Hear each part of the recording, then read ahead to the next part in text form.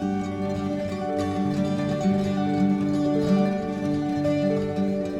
morning. How are you doing today? I don't know if you've seen our grill that came with our new RV. It's supposed to be sitting here, and it's a really nice setup. We have a little fridge, and really the grill's supposed to sit in here, and then you have a makeshift sink. But you know, for us, I'm gonna be set up here for a little bit, and we have both grills. So basically, it worked out really nice just to have them both sitting on our table. And I'm gonna cook us up some breakfast. Well, technically, I'm probably gonna cook us up breakfast and then breakfast leftovers, but you know, that happens sometime. I don't know if you haven't used a grill like this. This is the type of grill we used in the restaurant. Obviously, it's much bigger, but they're basically the same. The really important thing about these things, I don't know if your parents, grandparents ever had the cast iron frying pans. It's kind of the same thing. You got to kind of treat it the same way. If it gets a little rust, I mean, optimal, that's not what you want to happen, but it's not the end of the world. You season it up, and by seasoning, it's taking any type of oil product you want, bacon grease, lard, whatever your choice is, really. And you just make sure you're liberally giving it a coating. So basically, I'm waiting for my grill to heat up a little bit. I'm going to be cooking up some vegetables that we've kind of already put in.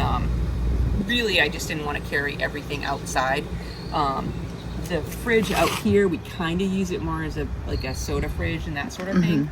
But you could put whatever you want out here. If you were in a barbecue, I would recommend using, putting your steaks and putting your salads and that stuff out here so that everybody's not going in and out of the RV constantly. So I have my vegetables, and Jess kind of did up some potatoes for me. Kind of learned this hack from our daughter. Instead of boiling, doing all that, I mean, we do that sometimes, but basically you throw these into the microwave for, how long, Jess? 6 minutes, and then another 4 minutes or something? 10 minutes or less. Yeah. And they end up kind of the skins, basically, before a little oil in the grill. It'll heat up, but I'll show you how we peel these babies. They almost fall out of their skins. And these ones here, I've kind of let them cool off. And so you all know the saying about hot potatoes. Trust me, potatoes are really, really hot. You want to let them cool off a little bit before you do this. Or you'll realize that they really are hot. So just like that, I have my potatoes cut and skinned. And again, the skin of these potatoes, as long as you've washed the potatoes, it's just if you want to eat some of the skin on you do on a baked potato, leave some in.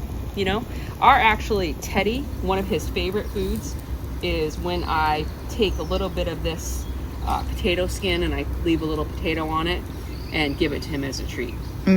So the important thing is to remember, if you put it in the microwave and you haven't done that before, is to poke them with a fork, a little knife or something, just to pierce the skin so that they don't explode in your microwave.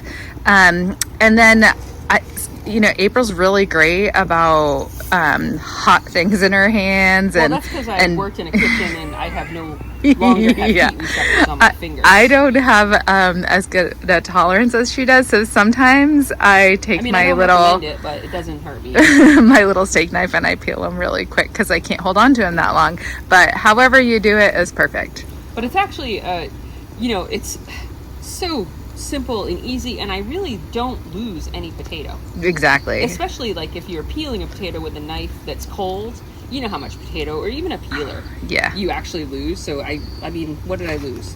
And Teddy's going to get a little bit of that, and so he is super happy about it. Yeah, exactly. Someday I'll get there. Okay, so I have my potatoes on the grill, and again, they're mostly cooked. So really, what I'm doing is I'm just making them home fries now. I like olive oil. In the restaurant, maybe we cheated and used a little bit of bacon grease here and there, but I'm not going to tell anyone that. Makes it taste real good. So really, to each their own, whatever you want. All right, so I'm going to throw all my vegetables on the grill here.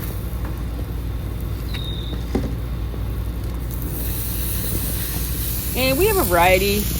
We primarily eat vegetables. So we have some zucchini, mushrooms, onions, peppers, definitely jalapenos. And what I'm going to do with these is I want to saute them down a little bit. So I actually give them a little bit of oil so they don't stick on my grill surface. And my potatoes are sticking, so I'll give them a little bit more oil. I just have some water in this cup. And I'm going to use my stuffy frying pan as a lid. Basically, I just made a steamer, and I'll let it go. So I have my vegetables steaming, and we really like these. They're a plant-based vegan option. They have all the great flavors of sausage, but none of that stuff that, you know, my doctor gets mad if my cholesterol goes up and all that sort of thing in it. So anyway, they're a really great choice. They're a really great option, but feel free to put your bacon, your sausage, your ham, like ate it for years. It's wonderful. I'm gonna do up our potatoes. I like to put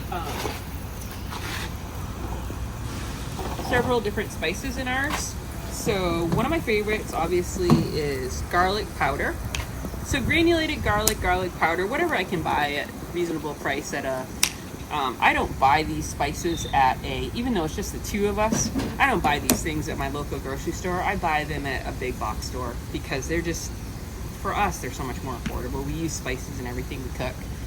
So we have onion powder, garlic powder, and then one of my favorites for potatoes, and it's actually pretty healthy for you, is turmeric. You can see we're almost out, so I'll have to grab some more shortly.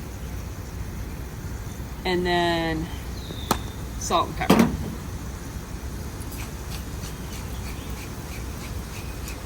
What salt does in these foods is it typically brings out more flavor.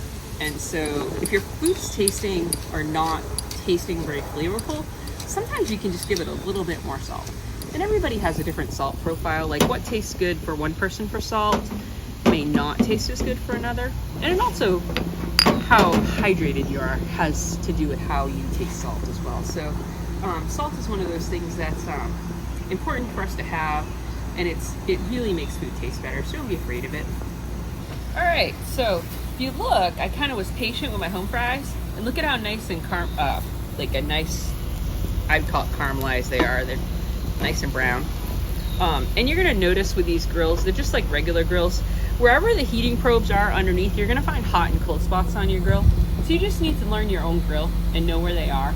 And you have to move the food back and forth, unfortunately, over the hot spot, or else you end up with burnt food and semi-warm food.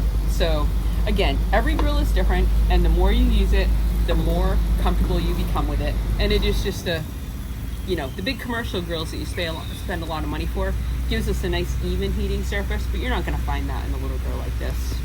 All right, so our veggies are looking great. Look at all that nice steam coming out of there. They're probably al dente right now, so it just means that they're still kind of hard in the middle, but a little soft if you were to try to take a bite of them. And what I'm gonna do is make sure your frying pan's gonna be really hot now. Just make sure you're putting it down someplace that has like a metal surface. I'm gonna throw on our tofu. Again, this is where you would put your eggs or whatever. Ultimately, tofu for us is like what an egg is for most people.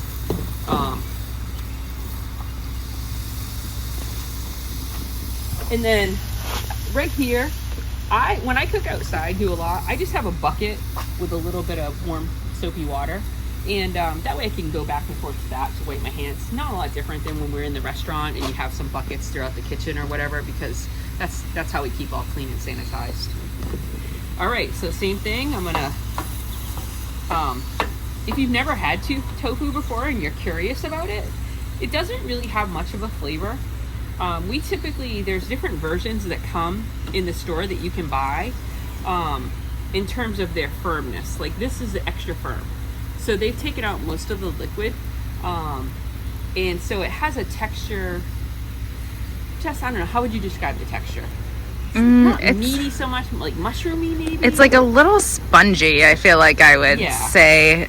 I'm not exactly sure that there's a whole food that has a good similarity to it, but like if you've ever I don't know if you've ever had like one of those chicken patties or something when you were a kid, like that sponginess, it kind of has that texture a little bit. Correct. So anyway, so basically it really takes on the flavors of the food, and you can obviously, we've got too much food on here for breakfast, which is why this will be breakfast for today and then probably breakfast for tomorrow as well. Which means we don't have to cook tomorrow. So anyway, yeah. And again, I can put this in a container in the fridge, and it will be wonderful when I heat it up in the microwave tomorrow. Yeah. So anyway, but if you end up with too much, it's fine. It just, whatever, go with it.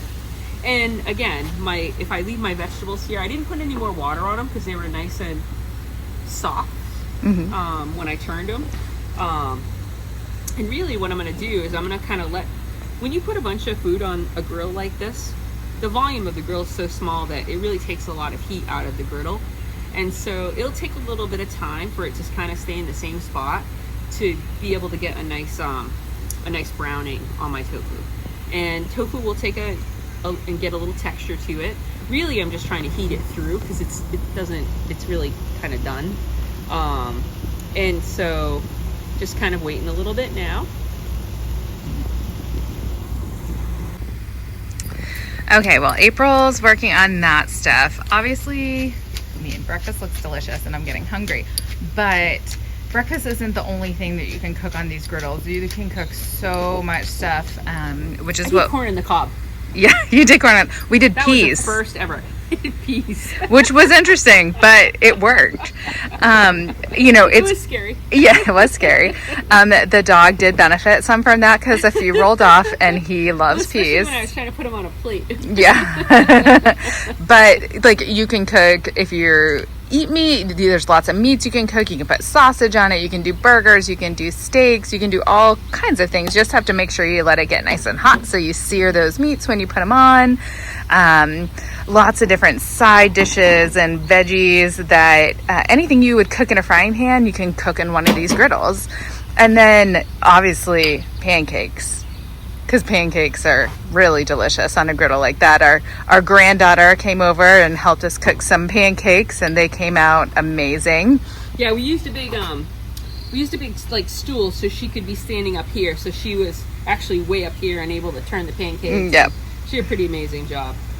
And I actually love this little bucket that's supposed to be our sink because I'm kind of picking stuff up. So all of the things that I brought out of the RV, I use this bucket to bring them in and out. And when we go back in, I'll have one bucket to bring in. And that'll be really super quick cleanup. Excellent. Looking forward to it.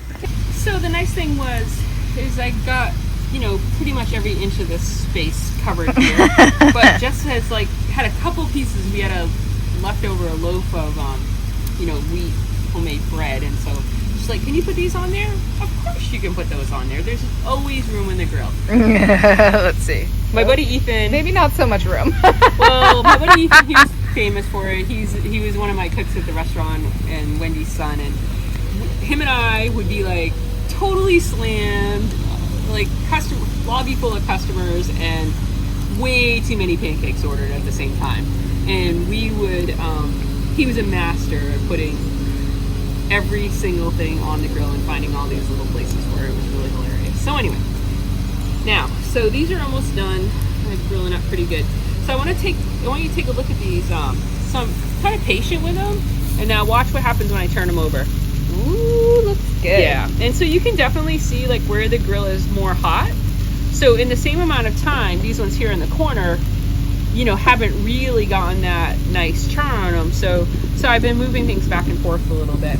And the same thing with my tofu. If I take a look at this right here, you'll see that some of it's got that nice char on it and stuff too. So anyway, what I'm going to do is I'm just kind of waiting for these breads to be nice and look beautiful. They're almost there. And then all I'm going to do is kind of take this stuff off. I'll put some on our plates for breakfast, and then I'll put some away for breakfast tomorrow. And then what I would like to show you before we end the video is all that I do to clean it. And it's a really, really simple process. So I'll be right back. Here we have April delicately plating our stuff so as not to lose any of that precious breakfast because I'm really hungry. But we also don't care about our stuff being mixed together a little bit. Yeah, no. I knew I was going to end up with extra today, and I don't really care that if my potatoes touch my scramble. Half the time I put my scramble on top of my potatoes. So anyway, it's whatever your preference. So once I take out my potatoes, I'm actually gonna just mix everything together. So I have my tofu, my vegetables, my vegan little sausage. You can kind of see. And again, I said I like the grill over here. Well, one, the grill is a much better height for me over here. Like that would have been really high over there. It's a really nice idea. Don't notice all the stuff I'm knocking off the back of it. It's okay. You can just pick it up. If you have a dog, they'll be especially happy. You know, Teddy would have been really happy and a few years ago with that happening, but so now I have my nice scrambled kind of all mixed up, and I'll finish plating. All right, so I have all the food off the grill. I'm going to turn off my grill, and then you can see there's some little residual that's kind of stuck on. Don't worry about it. I'm gonna kind of let it cool down some, and then we're gonna come back outside after we're done eating, and I'm gonna show you how to clean it up. All right, so I am full. I am changed, and we are ready to go play in the splash pad with the grandbabies. So I'm gonna show you the quick, easy cleanup. So it looks like a mess, no big deal. You use the spatula, basically all gonna scratch right off. Or I have like a little scraper, that's gonna work the same. And just like that, and there's a little hole over here in the grill. And I'll just kind of put it all down there, and then I'll empty that. Most people call it a grease tray, but obviously the debris is going to fall into it as well.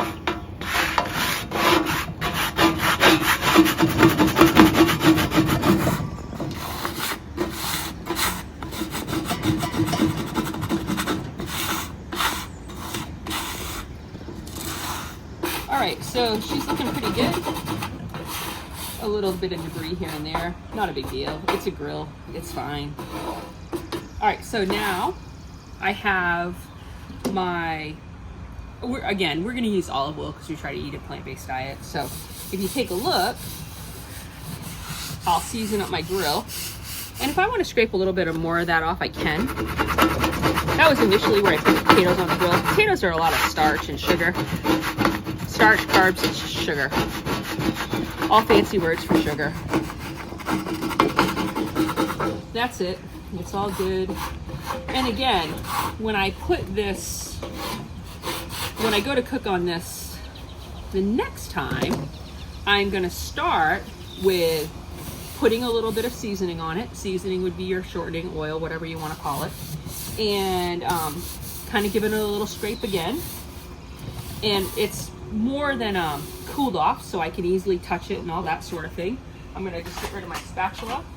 I'll clean up my little surroundings here with my bucket that I had from earlier when I was cooking. And then what I like to do is I like to keep it covered so that, well, one, there's no leaves and debris and animals and birds and all that sort of thing. So I will throw my accessory frying pan that I use, throw my cover on it, and basically breakfast is cleaned up. All right, well, hopefully that video gave you a little bit of kind of showed how easy it is to use a grill like this. I think a lot of people have them and they bought them and they really liked it at first, and then they're like, oh, there's so much work. Well, I think that's because sometimes they see a little rust and they're not sure what to do. And like I said from the beginning, it's okay. It's not really a big deal. It's like grandma's cast iron frying pan. Season it up good. It's beautiful. It's meant to do that. It's not going to hurt you. Good luck. Happy cooking.